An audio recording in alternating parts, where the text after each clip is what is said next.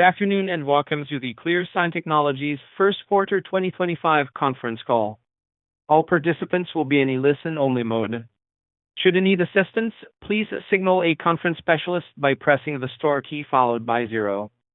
After today's presentation, there will be an opportunity to ask questions. To ask a question, you may press star then the number 1 on your touch-tone phone. To withdraw your question, please press star then the number 2.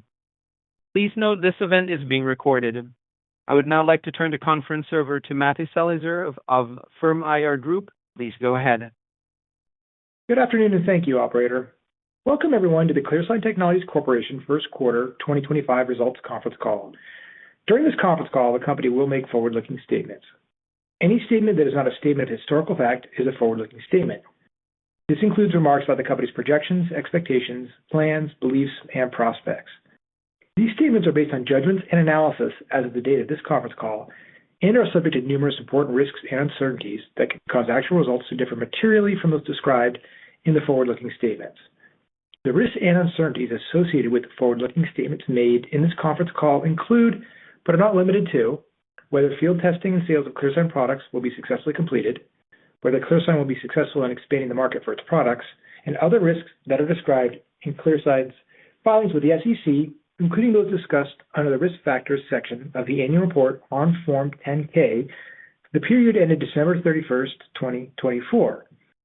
Except as required by law, ClearSign assumes no responsibility to update these forward-looking statements to reflect future events or actual outcomes and does not intend to do so.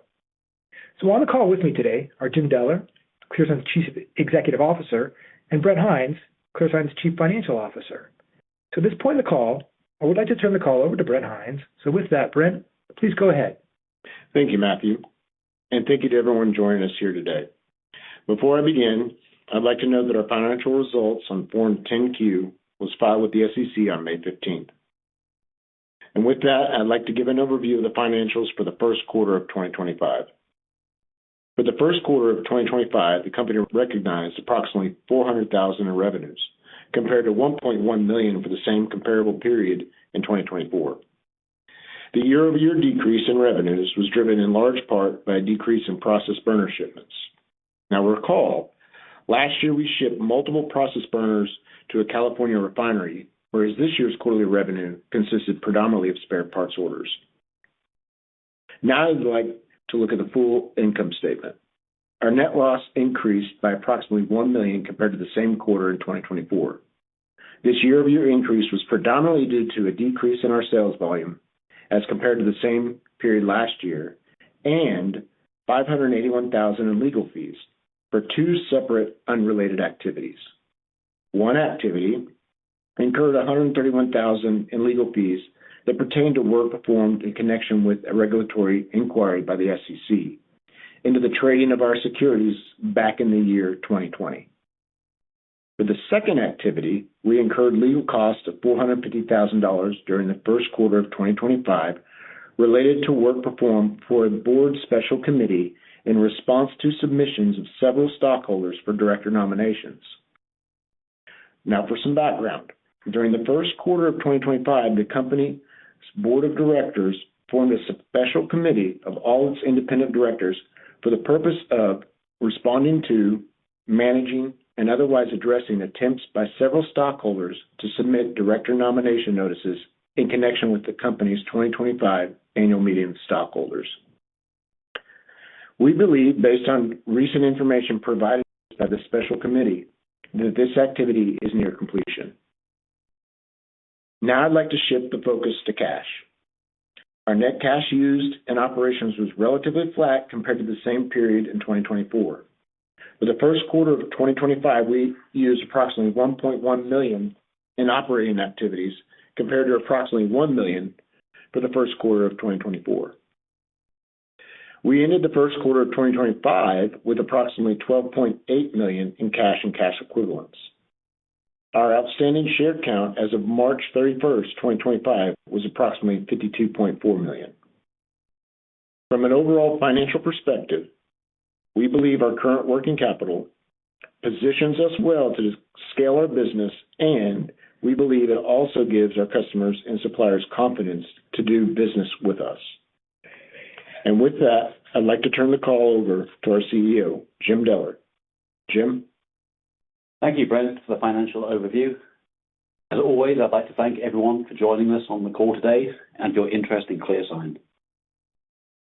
For the call today, Matthew will lead a question and answer session where we'll go through different business units, much like our previous calls. We will end with an outlook for the rest of 2025 and then open up the call for Q&A from our investors. Many of you have seen this, but you can send in questions ahead of time to our investor relations at mselinger@bermirgroup.com. So Matthew, I will hand over to you. All right, Jim, thanks. So we did just have a call about a month ago, and I'd like to carry some of the themes we talked about then, diversification of both product lines and channel. Now, I have heard from some investors of the perception that we've been a bit quiet, especially in this interim. Can you give some color of what's been going on? Certainly, and I certainly realize we have just issued the one press release related to a purchase order since the last call, but the period's actually been very busy for us. We have got a lot done. I think some of the major activities are probably worth highlighting. The large 26 process burner order that's going down to the Texas Gulf Coast chemical company has been in testing. There's been a lot of engineering, a lot of interaction with the logo as we progress that project. There's been a lot of activities related to sales growth and customer visits, both individual sales trips and conference attendance that I think we should touch on later. Yeah. And the Midstream industry has been very busy for us. We've had continuous work there that I'm actually very excited about. So I understand not many purchase orders came in this quarter, but we actually have made a lot of progress and got a lot done. Okay, great. And I think we'll dive in and unpack some of those. One of the items you mentioned, Jim, was the recent press release about a FLIR order. Could you give a little more, and this is, again, diversifying some of the product lines, right? Could you give a little more color on this order, and we'll dive into this? Certainly. In the last call, we started talking more about FLIR. This has been a product line that historically we've not talked about much. It's not been a dominant focus of ours. But in the recent months, we have seen a lot more traction. It seems to be a new need driven by regulations. We did receive an order in the last few weeks. What's exciting is this is actually a repeat order from the same customer, and this customer has actually bought FLIRs from ClearSign back in the past, even prior to my joining the company. Then just a little bit of background on what we're doing, right? So these FLIRs are a cylindrical vessel. It's a large cylindrical vessel, probably 30 feet high, and the burner element is inside that vessel. The burner element is designed to have very low NOx emissions and burn the fuel cleanly. That's our specialty. That's why we're putting burners in there. The existing burners were not meeting the permit requirements, and the customers come to ClearSign to replace that burner. So the vessels are in place. The first order we got, we did the engineering. We've since got the order to build that FLIR burner. The order we've just recently released is a second engineering project to design a burner. We have to engineer these because they have to retrofit into the existing products. And so, again, we're seeing a resurgence kind of in this product line. Yes. And let's talk some numbers here. You mentioned, obviously, that this was the third total project for this customer. This most recent order is the second in short order. We did concentrate talking about, this is the third order for them most recently. We talked about the second order on the last call. And on that, you did talk a bit about the total order size. Could you give kind of some quantification on that? Certainly. So these orders are coming in phases, but to keep it simple, we'll talk about the overall project. The supply of the engineering and the burner product to the site is going to be ballpark $250,000 to $300,000. In example, the last one, they've added some other hardware to the order that's increased the size of that scope. But compared to a typical burner order that we've given guidance is typically around $100,000, these just the burners for the FLIRs be in the $250,000 to $300,000 range. Now, just to build on that and the theme for the previous call, we've talked about the systems projects or our ability to sell not just in this case the FLIR burner, but the entire FLIR product as a system. We do have some of those quoted. When we can expand that scope and talk to the size, those will be in the range of $750,000 to $1.25 million typically. But the orders we have in-house now, just for clarity for everyone, an equipment supplier will be in the 250 to 300. Those are great size orders then. And then I do want to make a clarification regarding some of the terminology. And I'm not sure if investors pick this up, but we did have a little bit of changing terminology in the last press release. And I know you may want to address this just so we don't confuse investors going forward. Thank you, Matthew. Yes, I actually did want to bring this up. So just to confuse it, and Matthew, please help me out if this gets too complicated. I'll try and keep this really simple. The wording of the last order we got was that this unit is actually an incinerator. I mentioned what we're supplying is the burner into a vertical vessel, and the purpose of that piece of equipment is to dispose of waste gas. Just the way that both what's technically called an enclosed ground flare and an incinerator are defined, this particular product falls under both names. The reason I wanted to bring this up is looking at permits or potential future journal articles or reports from the site, you will see that sometimes these things are called incinerators, sometimes they're called flares. I don't want to be confusing and keep flipping back and forth in the press releases, but just for clarity for anyone looking, they are actually the same thing. Okay, fantastic. Let's move into the in-process burners then, Jim. Can you give an update on the progress of some of the orders we've announced? You did touch on this in your kind of earlier high level, but maybe dive into the actual orders on the process burner side, traditional process burners. Yes, certainly. And this is probably the most important area going on for ClearSign at this time. We have two very large process burner orders that are in different stages of production. The first we've been talking about for some time. There's 20 burners waiting on the job site for a Los Angeles refinery. Those are scheduled to be installed in the third quarter of this year. They will be the first major installation for ClearSign process burners. We'll be very excited to get those in. At the same time, we're also working on the 26 burner order for a Gulf Coast chemicals company. Those burners are going to 4 different heaters. They're in the final engineering and testing phase, but they are also due to be fabricated, shipped, and hopefully installed later on this year. But these two installations will put our products into household, global name companies and be very well recognized within the industry. So in terms of references and establishing ClearSign and showing what we can do, these will be very important for us. Okay. And then shifting to the expanding the sales channel for process burners, I'm going to ask you kind of what's going on with Zico. I know we announced the sales and marketing agreement in December, and I know the co-branding was finally launched in March. Any sort of update you can tell us, going on with the relationship with Zico? I can. I mean, it's quite brief at this point, but I'm very pleased. Their marketing team and marketing team are working together really well to complete the package of information that the Zico sales team need. I believe they are just about done. So certainly one of my markers for the upcoming months is to register the first inquiries that come in from a Zico sales lead. But the cooperation is going well. We're also testing the burners at Zico for the 26 burner order. And the interaction and the assistance, and we've actually hosted our client up as part of that testing. They've been in to witness the accommodation of our client on the Zico side has just been phenomenal. It's truly been a very supportive and productive relationship. Okay. And then how about getting a little bit of color on the pipeline? What are you seeing in the sales pipeline just in general? Maybe give us some visibility into that. Yeah. Maybe I can start, we track our sales in softwaresalesforce.com, but we can pull data out of that to keep track of how things are going. And a big indicator for me looking for our future business is the opportunity pipeline and the inquiries we're getting in and the trends that that's showing. So maybe just to share some very high-level data, the number of quotations that we've been able to provide so far this year compared to the same time period last year has doubled, which is very encouraging.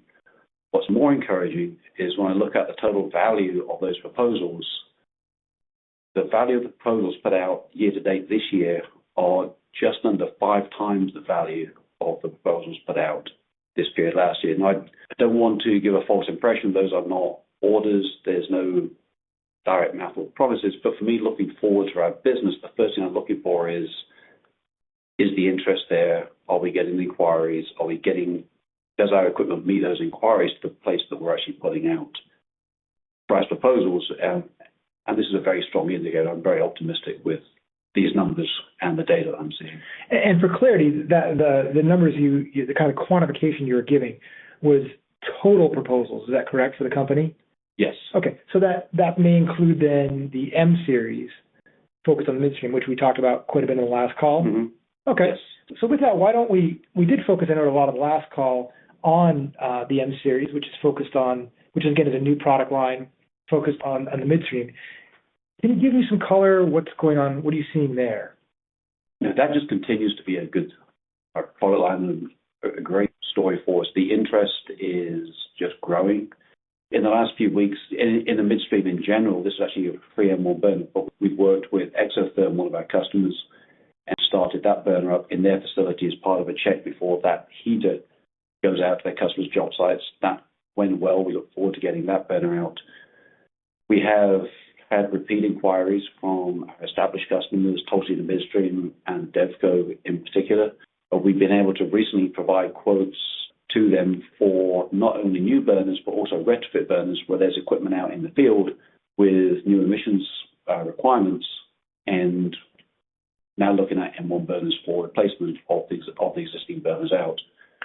Through them, we're also getting traction with some of the major companies in the midstream business and actually getting some really good interest from them, which is extremely exciting because just the volume of the equipment out there. Okay. And as a reminder, the go-to-market strategy here is leveraging channel partners, which you mentioned, right? Devco, Tulsa Midstream, Exotherm.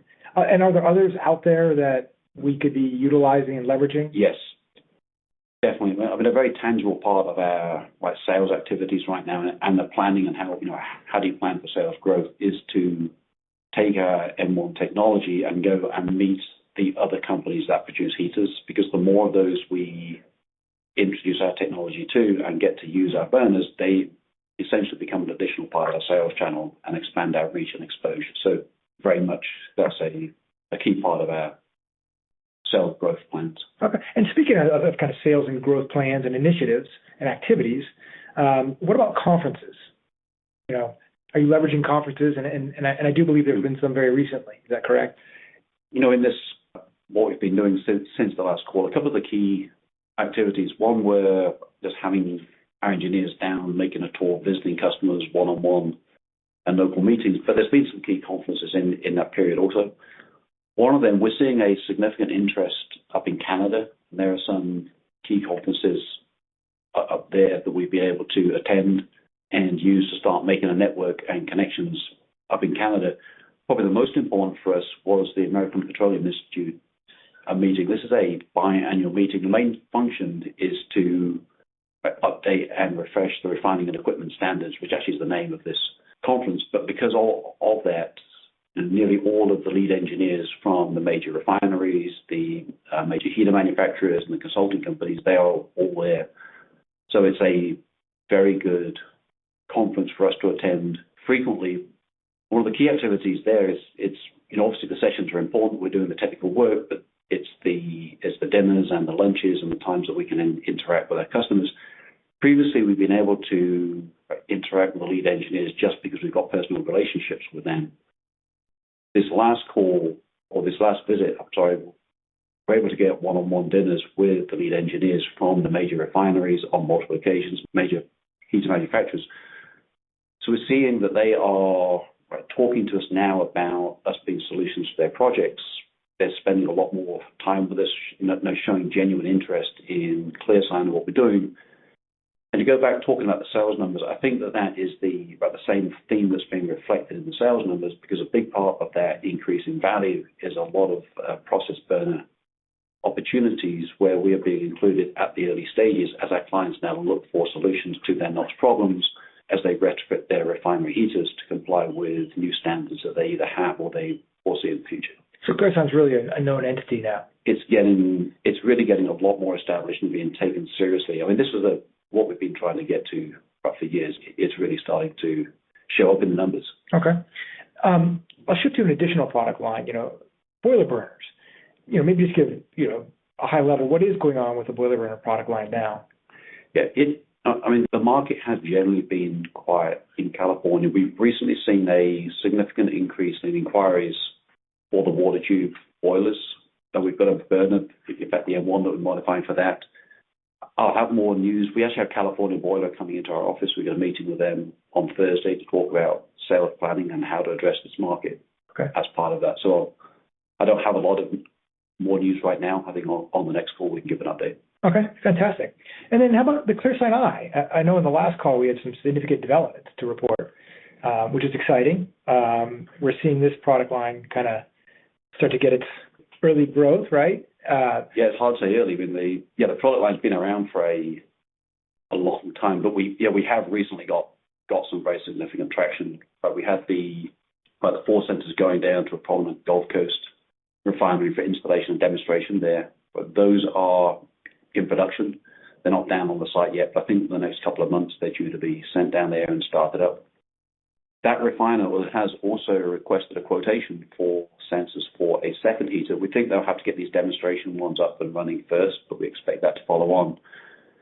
Also, we have now got the opportunity, and we're building sensors to fit onto our first ClearSign burners down on another Los Angeles refinery, and have a second heater with ClearSign burners where we're actually providing a quotation for the sensors to be installed there. So it's starting to happen. I think for the timing, it takes about 12 weeks to manufacture these sensors, more time to install them. But compared to a burner project, this product is going to turn quicker. It's a standard product going to be off the shelf. It's really a disruptive technology that replaces a device called a flame rod that is hated in the industry for repeated mechanical problems. So I think there's a really big need for it. It is a flame detection device, so clients are going to have to see it to get comfortable using it. But with that turnaround, to get these installed, to get a few months of runtime, we're seeing things picking up. I think realistically, we're probably in the 6 to 9 months. I'm really expecting to start to see some traction as we get these first installations out into the field and getting them running, and then the news to spread around the industry. All right. So there'll be a few commercial installations coming up fairly soon. And these are sold into then the same customers with the same expertise and the same subject matter experts. Is that correct as other products? Yeah, that's really nice for us. It's the same people, right? The subject matter experts in the refinery are fired equipment experts. So that covers the burners, the sensing technology, and other aspects of the heater. So these are the same people we're already talking to.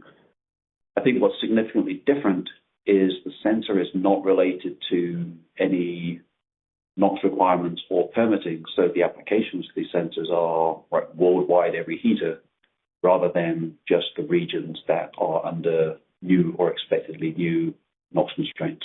So the market exceeds that of our process burner addressable market?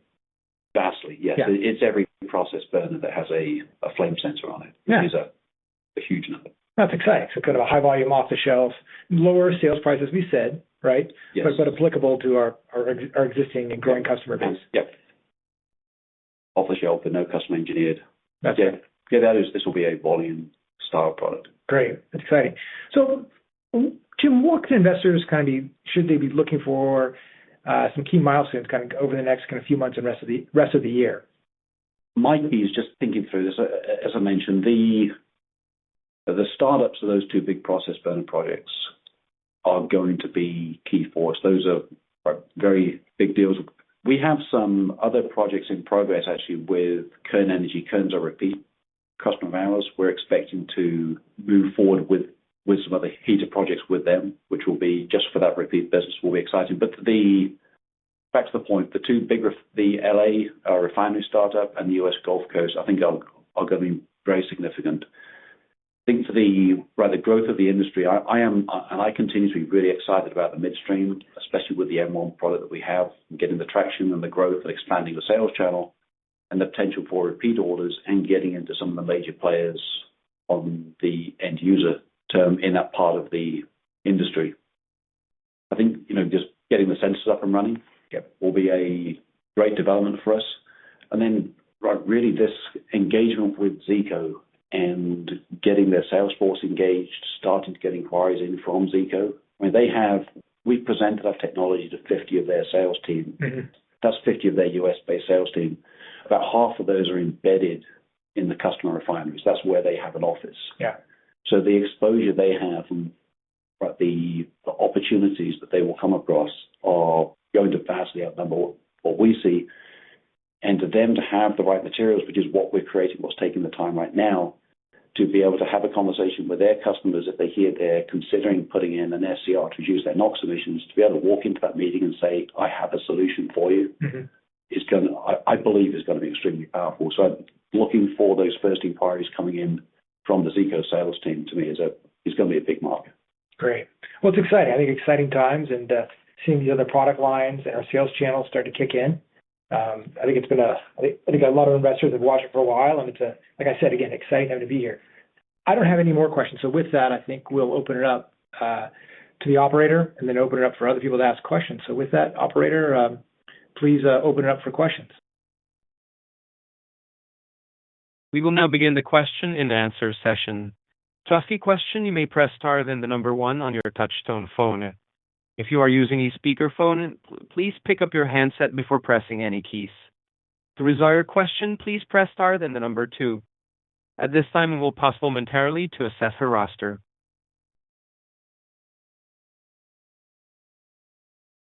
Your first question comes from the line of Samir Joshi from H.C. Wainwright. Please go ahead. Yeah, good afternoon. Thanks for taking my questions, Jim, Brent.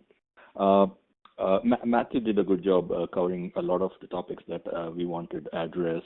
But just digging a little bit deeper in some of those, the Zico co-branding effort, how are the Zico salespeople incentivized to sell or market your products? Is there a commission-based approach, or is there some kind of a revenue sharing? Just wanted to understand what is their incentive to market the product. Thanks, Samir. To be honest, that is a subject we have yet to work out. This engagement at this level with Zico is quite new. And obviously, we're working through getting the materials to them and getting them engaged with our sales team. I'll be frank, at this point, there is definitely an incentive system there. I've not had a discussion at this time with Zico about a specific or different incentive system for ClearSign projects specifically. Obviously, it's the Zico employees and the Zico sales team. So that's a subject that I would address with respect of the Zico organization and the understanding we have with them. Understood. Yeah, I know it's early days, and you're still working out how it will work. That's fair. On the ClearSign Eye 4 deployments that you are planning this quarter, are there any subsequent? I know you talked about some additional orders emanating from this, but at the same location, can you deploy additional sensors? And then, because it is a super major, how many other refineries can you also deploy at the same super major? Yeah, great question. So, so at this point, what we're manufacturing are 4 demonstration units going down to a super major on the Gulf Coast. That refinery has many heaters with many burners. So even on that one site, there will be thousands of potential opportunities. And being a super major, you'd reasonably expect that company has multiple refineries within the US and then even more globally. And, you can rattle off the household names of the major oil companies that have refineries throughout the US. The sensors are applicable through all of those refineries, whether it's US-based or other countries around the world. Understood.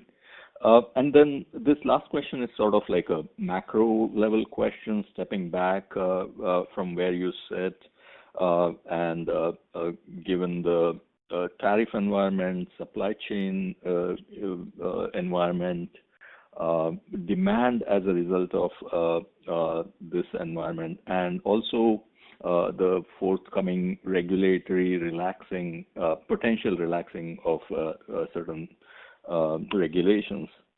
How does that, what is management's view of how these things will interplay with your business? That is a good question. So I've obviously got thoughts and opinions which I will share. I do not have. I don't think anyone really has data at this point. Mm-hmm. We've looked very closely at the materials pricing of our products, and there were some initial, I'll say, price fluctuations. I think due to the uncertainty when the tariffs were first announced, and nobody knew what was going on. The pricing seems to have settled down back to the pre-tariff levels from what we're seeing right now. So as of today, we're truly seeing minimal impact right now, although there are obviously sensitivities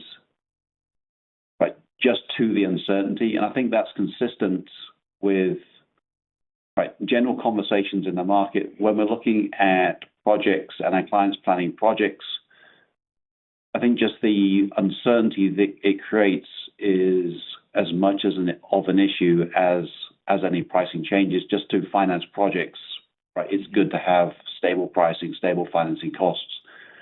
But with that said, I've not heard of any projects that we are discussing or bidding on or chasing orders for that have actually been affected by any of the news. So the speculation is purely my opinion. In terms of what we've seen, to my knowledge, we've seen nothing that has been tied directly to tariffs with our customers. In terms of the regulations and the effects on the EPA, and most of those changes appear to be focused on promotion of hydrogen technology, which obviously is something that we do watch very closely as we work out the promotion of our products. Do we promote the hydrogen burner? Do we focus on other technologies? The main driver of our business is low NOx requirements and the need to meet new permit requirements. That is an age-old known pollutant, and it's clearly written into the function of the EPA, and we've not seen any slowing down or changing of the needs to reduce ground level ozone, which is a precursor. NOx is a precursor of that. So again, we're watching it very closely. I'm seeing more of an effect on the hydrogen side of a market, which is really just affecting selection, what type of equipment people are selecting. But in terms of the other projects we're chasing and the need for the technology that we provide, we're really not seeing an effect. And traditionally in the past as well, the NOx emissions, I think, are a known and accepted pollutant and have not been fickle with the change in the political climate. Understood. Thank you for taking my questions. Thank you, Josh. Your next question is from the line of Jim Kennedy from Marathon Microfinder. Please ask your question. Hi, Jim. Congratulations on the good progress. Thank you, Jim. Really, two questions related to some comments you made about the proposal pipeline and it being up approximately 5x in dollar volume compared to a year ago. Number one, and I realize this may cut across product lines, but can you comment on, are these competitive situations where there was a request for proposal, it went out to many companies, or were they ones where you are the only provider of what they may be kicking the tires on? That's the first part. And then the second part is really the source of these proposals. Did they come from your internal folks? Did they come from the channel? What's getting these proposals elevated the way they are? at least at this point? Thank you. Thank you, Jim. Yeah. So, yeah, I'll take this one at a time. The growth in the sales value of the proposals out is a combination of multiple different product lines. A significant portion is from the process burners and inquiries from major refineries who are planning how to control emissions or to make expansions in units and stay underneath a NOx cap. Other parts of that are from the newer systems projects that we're bidding, where we're bidding for complete systems, which are obviously of a lot higher value than just providing the burner elements. Now, as to the competitive situation of those bids, we've got a number, but I think generally the refining process burner opportunities are in the early stages where the clients are assessing their options to control their emissions. They obviously have options like installing a large, expensive SCR on their heaters, which we need to recognize as a competitive offering. There's also some situations where the client may have a large number of heaters and they have the opportunity to change out every single burner with a more standard burner, or actually address just much fewer heaters and make much larger NOx reductions and install the ClearSign equipment. So in those regards, there are competitors. However, the price advantage we have against an SCR, and I think the big changes that we're seeing is we've always had that value compared to options like the SCR, but the difference now is that we're actually considered a credible alternative, and these large refineries are coming to us because they see us as obviously a preferred solution. We are a lot less expensive, we're a lot less disruptive to their refining. The amount of work to install our burners is vastly less than it would be an SCR. So I think really this speaks to the acceptance or the growing acceptance of ClearSign burners and recognizing us as a viable provider to these major global companies. On the systems project side, there's a mix. Some we've bid, and I believe they may be going into a somewhat competitive situation, depending on the NOx levels the client actually needs. But there are certainly others where we have, or we believe that we are in the position of being the only vendor able to meet the specific needs of the customer, which is very exciting. Gotcha. And in these situations where the customer is looking for, let's call it the lowest possible ppm, you're the only game in town, right? And then to follow up with that, do you think those customers are looking for your level of NOx reduction because of what's coming down the pike regulatorily, or they just want to do the right thing? It varies across projects. We have one very large project that would fall into actually in the system side, the client has a cap on their NOx emissions in tons per year or pounds per year. So there is a certain number of NOx molecules they're allowed to make a year. And by enabling them to operate with lower NOx emissions, we're actually enabling them to expand the capacity of their plant. So there is definitely a value to the absolute lowest NOx numbers they can get, and that's what we believe is the financial driver for that project. There are other projects where we can enable the client to modify less of their equipment to meet their overall NOx cap. And to be fair, we have to recognize they're making an economic decision looking at the total project cost. Do they modify, for example, 2 heaters with ClearSign burners, or do they modify 8 heaters with somebody else's burners and look at the overall cost of those projects? But again, I think we have a competitive offering. And the additional advantage is by going with the ClearSign burners, if the needs change in the future, they've got the option of putting more and more ClearSign burners in as the regulations continue to reduce. Gotcha. And then just circling back to my proposal question, with this increased dollar volume that's in-house now, how much of that is Zico related versus not? I mean, we're basically in the first inning with Zico now, and can you say that most of what's in-house at 5X is not related to Zico, bringing it in the door? That's right. At this point, we do not have inquiries coming in from the Zico team as of yet. So this is developed through the ClearSign team, through personal connections, knowing the subject matter experts on the refineries, through conference meetings, etc. So I'm actually very excited as we bring Zico on board and ramp up with their sales team. That will be additional to the business that we have today. Yeah, I mean, what an exciting opportunity. Okay, thank you, Jim. Thank you, Jim. I appreciate your questions. There are no further questions at this time, so I'll be turning the call over to Mr. Matthew Selinger for your UMLE questions. Mr. Selinger, please go ahead. Yeah, thank you, operator.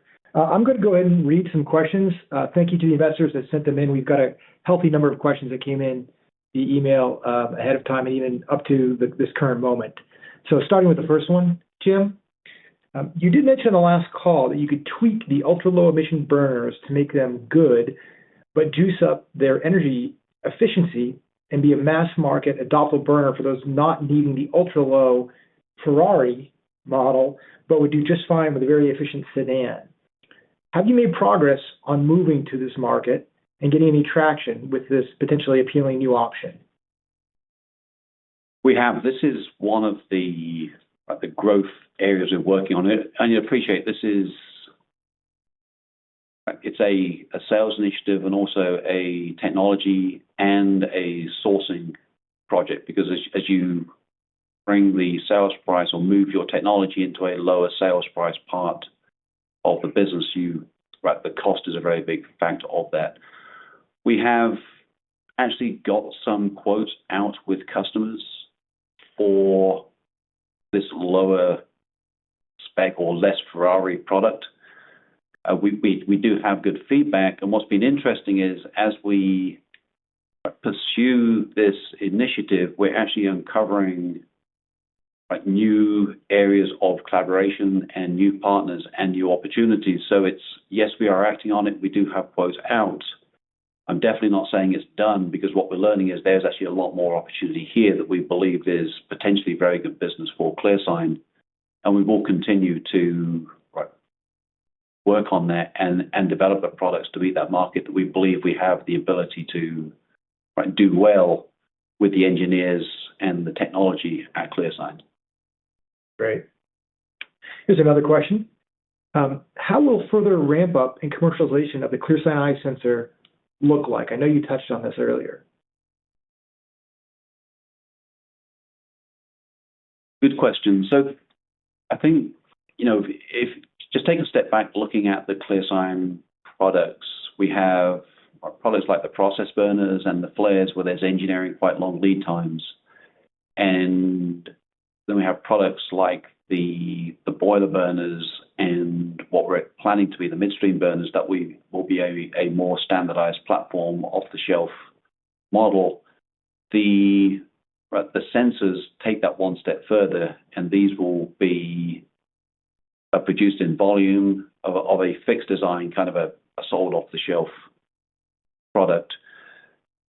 I think the question was probably related to the market and sales and my expectations of the growth of that market.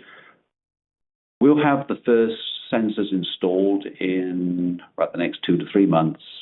Being realistically, the client and the industry will want to see them operate and get confidence in their performance and the durability. We have a few commercial proposals out that I expect to turn into orders once those are done. The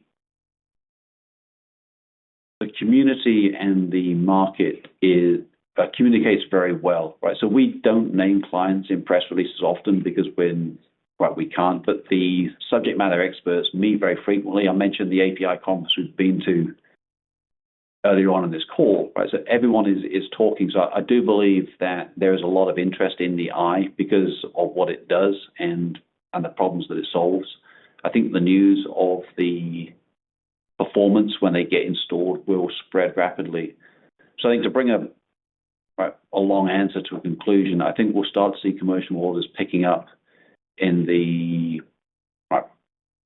three is probably short, but 3 to 6 month time frame. And as we get more of these out, I think more people will get confidence in them, and I expect it to ramp up from there. Great. So we'll follow on in the sensor realm, Jim. Is the collaboration with Narion still in place? And to what extent is Narion further developing software or other applications? Thank you. So, for anyone not familiar, Narion is a partner we have. They're based in actually our old Seattle office space. The owner and manager of Narion is a ex-Boeing employee, which is how we met with him with some of the earlier applications for the ClearSign Eye technology. The relationship with them is very much in place. We do talk with them frequently. The